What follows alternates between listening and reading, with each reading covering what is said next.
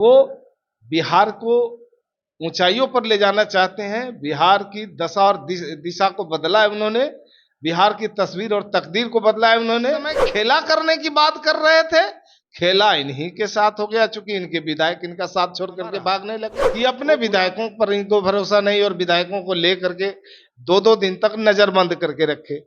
एक विधायक के परिजन ने तो अपहरण के। नमस्कार, मैं मनीष और आप देख रहे हैं मीडिया दर्शन। 50 दिनों से जिस बात का इंतजार था कि बिहार में एनडीए की सरकार तो बन गई लेकिन कैबिनेट का विस्तार नहीं हुआ, आज शाम को मुहर भी लग जाएगा और बिहार में अब हर विभाग के नए मंत्री भी देखने को मिलेंगे।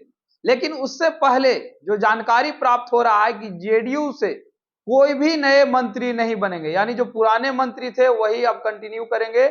लेकिन बीजेपी ने नया दांव खेला है। जो 2022 में नीतीश के साथ काम कर चुके जो मंत्री थे वो अब इस बार नहीं दिखेंगे। इसी मुद्दे पे बात करेंगे। जेडीयू के प्रदेश प्रवक्ता हैं हिमराज राम जी। हिमराज जी, आपने पुरानों पे ही विश्वास रखा, लेकिन बीजेपी सब नए कैंडिडेट इस बार मंत्री बना रहे हैं, सब नए विधायकों को ही मंत्री बना रहे हैं। क्या कहेंगे? क्या विश्वास पुराने वाला पे नहीं था? क्या कुछ और वजह हुआ? देखिए, सबसे बड़ी बात यह है, मंत्रिमंडल का विस्तार या मंत्रिमंडल से कोई काम अगर होता है तो मंत्रिमंडल के प्रमुख होते हैं माननीय मुख्यमंत्री, और मुख्यमंत्री जी का यह विशेषाधिकार है। ये अलग बात है कि गठबंधन की सरकार है तो गठबंधन में जो सहयोगी दल है वो अपने कोटे से जिन्हें वो मुनासिब समझते हैं, उचित समझते हैं, उनका नाम उन्होंने प्रस्ताव रखा। और नीतीश कुमार जी जो हमारे लंबे समय से बिहार के माननीय मुख्यमंत्री रहे हैं और बिहार के हर पल और बिहार के हर क्षेत्रों के बारे में उन्हें अच्छी तरह से जानकारी है, और वो बिहार को ऊंचाइयों पर ले जाना चाहते हैं। बिहार की दशा और दिशा को बदला है उन्होंने। बिहार की तस्वीर और तकदीर को बदला है उन्होंने। और जो आगे ऊंचाइयों पर ले जाने की बात है उसको लेकर के माननीय मुख्यमंत्री जी ने जनता दल यू के अगर पुराने चेहरों पर विश्वास किया है तो एक तो उनका विशेषाधिकार है, लेकिन एक सबसे बड़ी बात यह है कि वो अनुभवी मंत्री हैं और जिन लोगों को जिन क्षेत्रों में लगाया जाएगा यानी जो विभाग मिलेगा वो बखूबी बहुत ही अच्छा से काम करेंगे और सरकार भी अच्छे से चलेगी। उपेंद्र कुशवाहा एनडीए के साथ हैं, लेकिन तेजस्वी यादव अब उपेंद्र कुशवाहा को भी ऑफर देने में लगे हो। क्या लगता है, उपेंद्र कुशवाहा मानेंगे, महागठबंधन के साथ चले जाएंगे या एनडीए के साथ ही बने रहेंगे?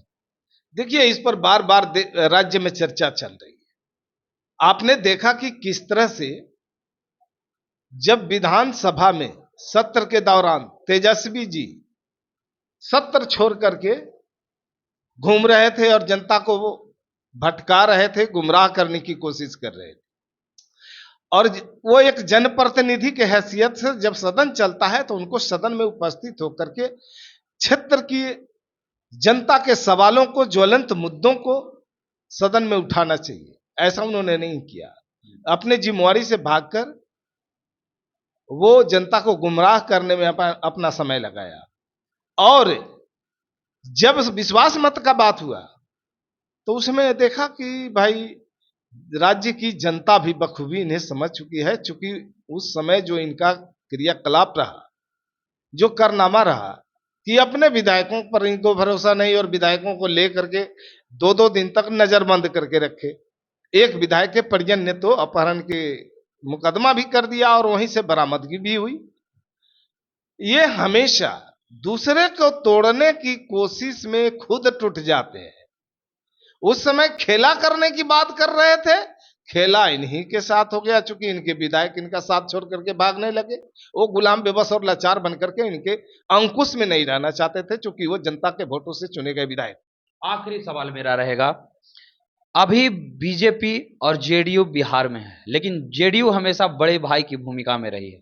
2024 लोकसभा चुनाव में जहां बीजेपी 17 सीटों पर लड़ेगी,